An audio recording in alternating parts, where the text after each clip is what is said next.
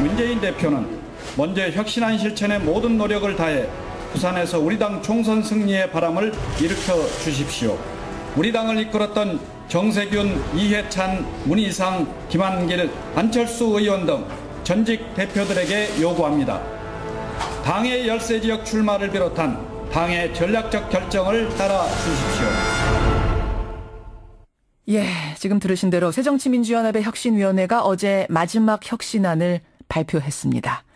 핵심만 요약하자면 선당후사, 백의종군, 결초보은 이렇게 됩니다. 특히 혁신 중에 최고는 사람의 혁신이라면서 전 대표들은 적지에 출마하라. 또 하급심에서 유죄 판결 받은 사람들은 공천 신청하지 말아달라. 이런 지금까지 나온 혁신안 중에 가장 직설적이고 파격적인 내용이 들어가 있습니다. 예상대로 반발도 만만치 않습니다. 자, 이 혁신안을 만든 분, 새정치민주연합 혁신위원회 위원이시죠? 조국 교수 연결해 보겠습니다. 조국 교수님 안녕하세요. 예, 안녕하십니까? 예, 이 마지막 혁신안 의미는 뭔가요? 저희가 지금까지 제도 혁신을 주력해왔고, 그 11가지 혁신안을 만들어서 그걸 모두 당헌 당규로 만들었습니다. 예.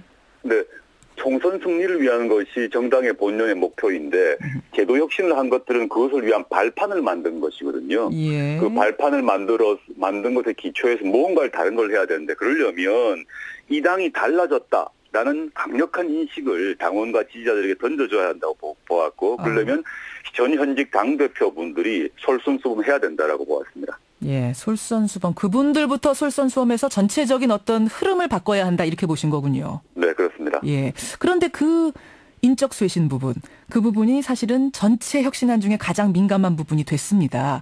특정 인사들을 지목하셨어요. 문재인 대표한테는 불출마 선언했던 거 철회하시고 부산에 출마해달라 하셨고요. 네. 정세균, 이해찬, 문희상, 안철수, 김한길 전 대표에게는 적지에 출마해달라, 열세 지역으로 가달라 하셨는데 이렇게 실명까지 딱 찍어서 촉구한 건 어떤 의미입니까? 문 대표는 현재 당대표 아니십니까? 예. 정세균, 이해찬, 문희상 등등은 전직 대표이신데, 현재 당대표 같은 경우는 현재 당의 각종 분란에 대한 최종적 총체적 책임을 갖고 있기 때문에 예. 스스로 자신이 이 문제를 돌파하고 기득권을 내려놓는 모습을 보여야 되고요. 그다음에 전직 대표분들은 2007년 정권을 놓쳤습니다. 이 정당이. 예. 그 뒤로 이 당을 이끌었던 분들은 또 역시 이 당에 대한 책임이 있습니다. 아하. 그래서 저희가 이름을 딱 적시했던 이유는 예. 이건 전현직 당대표분들이 좀 나서줘야 된다는 것이고, 또 다른 이유는 대표를 하셨지만 사실상 힘이 없었던, 그런데 관리형 대표가 계셨던 분들 계세요. 이런 분들은 제외하기 위해서 일부러 실제 실권을 가졌던 대표들 이름을 적었습니다. 실권을 가졌던 대표들. 그래서 콕 찍어서 어쩌면 좀 더 무겁게 책임감 가지셔라 이런 의미를 담으신 건데. 네, 그런 취지입니다. 근데요, 조국 교수님. 문재인 대표야 원래 지역구가 부산이었지만 다른 분들은 정말 전혀 연고도 없는 곳에 가서 뛰어라 이러면 현실적으로 말해서 가서 장렬히 전사하셔라 이런 의미 아니냐 이런 볼멘 소리 나오는데요. 꼭 그런 건 아니죠. 안철수 의원도 부산 분이시고 고향은? 계신데요. 네. 그리고 다른 여러분들도 서울에 계신 분 등 계신데, 예. 제 말씀은 이에 대한 실제 어떤 선택을 하실 건가는 올해 말 하반기에 판단을 하셔야겠죠. 저희 요청은 뭐냐면 예. 열세 지역 출마일 수도 있고, 또는 후배를 위한 용퇴일 수도 있고 여러 가지가 있는데, 저희 문서에 나와 있습니다만 최종적으로 당의 전략적 결정에 따라 달라는 것입니다.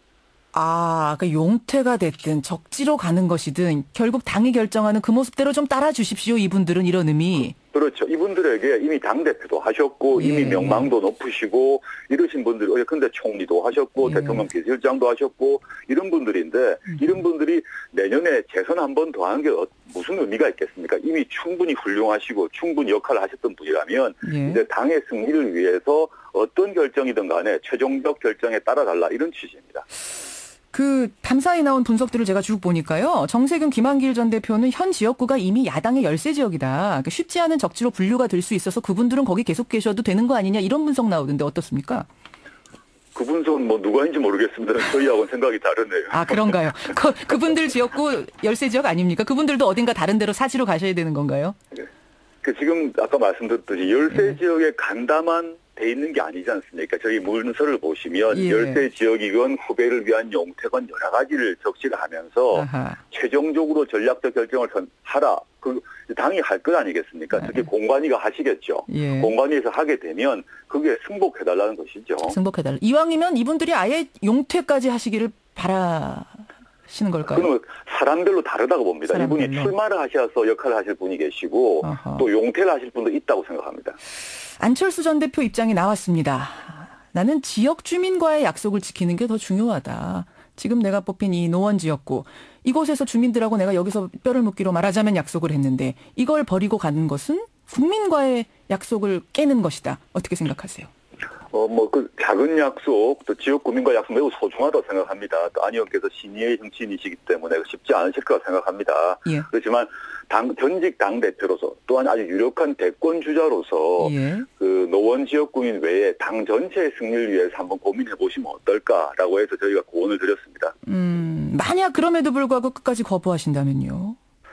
그분의 선택이시죠. 전 이건 강제 사항이 아닙니다. 권고 사안인데 그 권고를 받을 것인지 말 것인지는 사실은 그분이 끝까지 나는 예컨대 노원이건 또 어떤 분들이 나의 지역구를 고집하겠다 그러는 걸 어떻게 막겠습니까? 그건 어떻게 말게? 그거는 공관위가 판단하시겠죠. 최종적으로. 후보 신청을 받아야 됩니다. 후보 신청을 나는 A 지역구에서 꼭 해야겠다 신청하시면 예. 그 심사를 공관위가 하실 것입니다. 아하. 공관위에서 이 선택을 존중할 건지 다른 데로 보낼 건지는 공관위가 결정하실 거거든요. 공천관리위원회. 네네. 거부한다면 방법은 없다 이런 말씀이세요. 그렇지만 거부 안 하시기를 지금 계속 촉구하시는 거죠. 물론입니다. 혁신안 중에 또 하나 짚어볼 부분. 뇌물, 알선수재, 횡령, 정치자금법 위반 등으로 하급심에서 유죄 판결을 받았더라도 이분들 공천 좀 신청하지 말아주십시오. 공천 주지 않고 싶습니다. 이 부분. 네네. 대법원 판결도 아니고 1, 2심 하급심 판결로 공천을 배제한다면 이건 억울한 사람도 있을 거다. 이 주장은 어떻게 보세요? 이제 많은 분들이 혼동을 하시는데요. 우리 법률적 원칙으로 무죄 추정의 원칙이 있습니다. 예. 대법원의 확정 판결이 나기 전까지는 무죄로 추정돼야 합니다. 그렇죠. 그러나 공천은 재판이 아닙니다. 정치적 선택, 즉 정무적 판단이 매우 중시되는데 아하. 뇌물, 알선, 수재, 공금 횡령, 정치자금법 위반, 성범죄 등으로 하급심에서 유죄 판결이 난 분이 있다고 합시다. 예. 그분이 대법원에서 파기될 수도 있습니다. 그렇죠. 그런데 하급심에서 유죄 난 분을 후보로 보낸다? 이게 정치적으로 올바른 선택인가? 전 전혀 아니라고 생각하고요. 이 경우에 있어서 물론 억울한 분이 계실 수 있기 때문에 그분은 그 후보자 검증위원회에서 제적위원 3분의 2 찬성으로 이렇게 구제해줄 수도 있습니다. 그래서 원칙은 예. 이런 분들을 후보로 보내는 것, 뇌물로 1심 또는 2심에 유죄 받은 분을 새누리당을 이기라고 보내는 게 옳은 것인가 전 전혀 아니라고 생각하고요. 그다음에 이미 새누리당은 매우 유사한 당규를 가지고 있습니다. 그걸 명심해야 될 거라고 봅니다. 정치적인 선택이지 이게 법적인 것이 아니다. 이 부분을 좀 강조하셨어요. 그런데 물론입니다. 박지원 전 원내대표 반응이 나왔는데요. 이렇게 되면 이건 검찰에게 공천권 넘겨주는 거다. 다시 말해서 검찰이 야당 의원 중에 저 보기 싫은 의원이 있으면 그 사람 콕 집어가지고 뭔가 죄를 만들어서 하급심 걸고 넘어갈 수 있다. 이건데요. 박지원 의원님 참 억울하실 거라고 생각이 드는데요. 또 불만도 있으실 것이고 예. 박 의원님 같은 경우는 1심과 2심이 이제 유무죄가 바뀌었지 않습니까? 그랬죠. 저는 현재 우리 검찰이 야권에 대해서 표적 수사, 과잉 수사를 하고 있다고 봅니다. 예. 그걸 저희 혁신위가 모르는 바 아닙니다. 그런데 지금 이제 법원에서 법원은 기소한 조직이 아니죠. 기소는 검찰이 하지 않습니까? 하죠. 예. 검찰이 기소를 하게 되면 그에 대해서 검증위에서 정밀 심사를 하게 했고요. 그다음에 법원에서 검토를 해서 일단 유죄 판결 내렸으면 예. 그때부터 이제 위험해진다. 특히 선거에 위험해지는 거죠. 1심 유죄 판결 난 사람을 뇌물로 유죄 판결 난 사람을 그 현장에 보내는 것이 옳은가? 그건 아니다. 저는 박지원 의원님이나 여러분들에서 억울한 분이 계실 거라고 생각을 하고 하지만 당규 차원에서 특정 사람을 위해서 당규를 갖다가 만들어주는 건 아니다라고 생각합니다. 그 문재인 대표와 이제 제가 며칠 전에 인터뷰했습니다만 한명숙 전 총리 건을 두고는 이걸 온정주의라고 하지 말아라 말씀하셨어요. 분명히 그분은 이제 억울한 사안이다 이런 이야기 하셨는데 거기에 대해서는 어떻게 생각하십니까? 저는 한명숙 총리 사건은 두 가지 측면이 있다고 봅니다. 한 총리 사건은 이제 그 검찰이 한명숙 총리가 서울시장 후보 나왔을 때부터 집요하게 수사를 계속 제시합니다. 그래서 유례 없는 이제 표적 수사를 했습니다.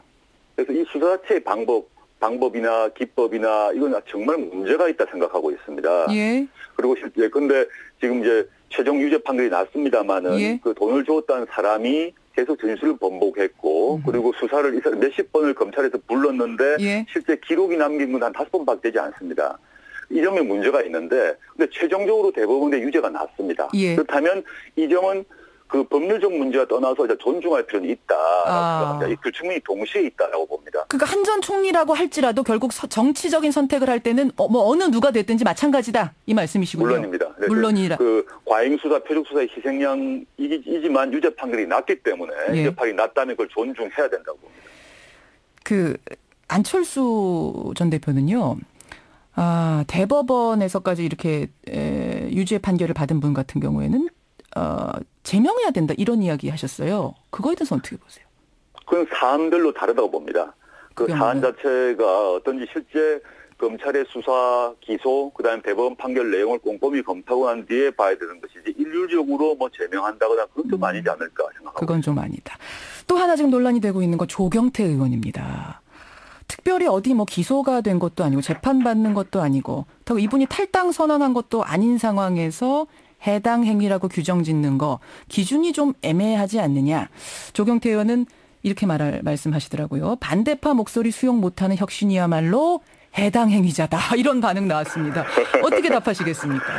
전 조경태 의원의 정치적 소신 존중하고 그분의 표현의 자유 인정합니다. 근데 또한 동시에 제가 말씀드리고 싶은 것은 조경태 의원은 새정치연합의 당원이십니다. 예. 당원은 그 당에 속하는 당의 강령과 당원과 당규를 지켜야 하고 그 당원과 당규가 만들어준 절차를 준수해야 됩니다. 이분은 이 당의 정체성과 관련해서 민생복지정당을 추구하는 노선에 충실해야 되는데 이 당의 강령 구역과 안 맞는 분이고 그 각종 활동을 보시면요. 두 번째, 같은 당원 동지에 대한 기본적인 애정이 없으신 것 같습니다. 기본적인 애정이 없다? 예컨대 예. 지금까지 동료 의원들과 당원들에 대해서 종북이라고 비난을 해오셨습니다. 이거는 새누리당에 해오셨던 새누리당 소속이나 보수 언론에서 했던 얘기를 똑같이 하고 계시고요. 세 번째, 최근 걸로 말씀드리자면 예. 이 당의 가장 중요한 의결기구가 중앙위원회인데 중앙위원회에서 여러 논의를 거쳐서 물론 한 15분 정도가 퇴장을 했습니다만은 예. 거의 압도적 다수 400여 명이 결정을 했습니다. 이 결정에 대해서 집단적 광기라고 말씀하셨습니다. 그 정도면 해당 행위다. 당원들에게. 그 정도면 해당 행위일 수 같고 그래서 최근에 이제 이 당의 윤리심판원에서 직권조사가 들어가지 않았습니까? 이미 경고는 이미 내려졌고요. 알겠습니다. 두 번째 다시 지금 또 조사가 들어갔기 때문에 이런 경우는 실제 이분의 의석 하나가 소중하죠. 부산에서. 예, 예. 그렇지만 당 전체의 기강을 위해서라도 분명히 바로 잡아야 된다고 봅니다. 조경태 의원이 또 여기 대해서 어떻게 답하실지 모르겠습니다만 혁신위 입장은 그렇다는 말씀이세요. 그렇습니다. 어쨌든 이렇게 해서 지금 100일간의 혁신위 활동이 끝이 났습니다. 조국 교수님. 소회랄까요? 네. 심경 어떠세요, 오늘 아침? 저는 이제 제도 혁신의 성과는 아주 충분했다. 아까 말씀드렸듯이 11가지 혁신안을 모두 당원 단계로 만들었으니까요. 예. 저는 소회라고 하면 저는 이 활동을 하면서 당원이나 지지자들은 혁신에 대해서 아주 강력한 격려와 후원을 보내주셨어요. 그런데 아주 흥미롭게도 개파와 무관하게 현역 의원분들은 예. 혁신위 활동에 대해서 많은 불만과 비판을 하셨고 심지어 비판까지 하셔서 아주 흥미롭다 생각하고 있습니다. 흥미롭다. 이건 좋은 의미의 흥미입니까? 나쁜 의미의 흥미입니까? 흥미란 것이 좋은 거 나쁜 게 있습니까? 그냥 중립적 의미에서 아주 흥미로운 현상을 이제 목격했고요. 후회는 안 되세요? 후회 안 되세요? 내가 괜히 했다 이렇게 후회하신 적 없어요? 100일 동안? 후회한 적은 없습니다. 이 정도 비난이란 것은 예. 애초에 이 하나의 틀, 이 당의 헌법과 법률을 바꾼 거 아닙니까? 그러면 당연히 그 이해 관련 당사자가 있고 그분들은 반발하기 마련이고 또 그걸 바꾸려고 하는 사람 공격하기 마련 아니겠습니까? 그건 필연적인 일이기 때문에 애초부터 예정했고 감수해야 할 비용이라고 생각하고 있습니다. 최근에 트위터에 쓰신 거 보니까 여의도엔 얼씬도 하지 말아야겠다 이렇게 쓰셨던데 아예 정치하고 연 끊으시는 건 아니죠? 여의도란 말은 제 국회에서 출마하지 않는다 이런 취지로 보시면 되고요. 지금 왜냐하면 세상 사람들이 언론도 그렇습니다만은 모든 제 문제에 관련해서 또 세상의 어떤 분야에서 이름이 난 사람이면 기승전 출마 이렇게 자꾸 몰아가시는데 그게 아니란 점을 체기를 받기 위해서 말씀드릴 것입니다. 그 마음은 변함없으십니까? 네, 물론입니다. 평생 변함없으실까요? 네, 물론입니다. 100%. 여기까지 말씀 듣겠습니다. 조국 교수님 수고하셨습니다. 예, 감사합니다. 예, 새정치민주연합의 혁신위원이었던 조국 교수였습니다.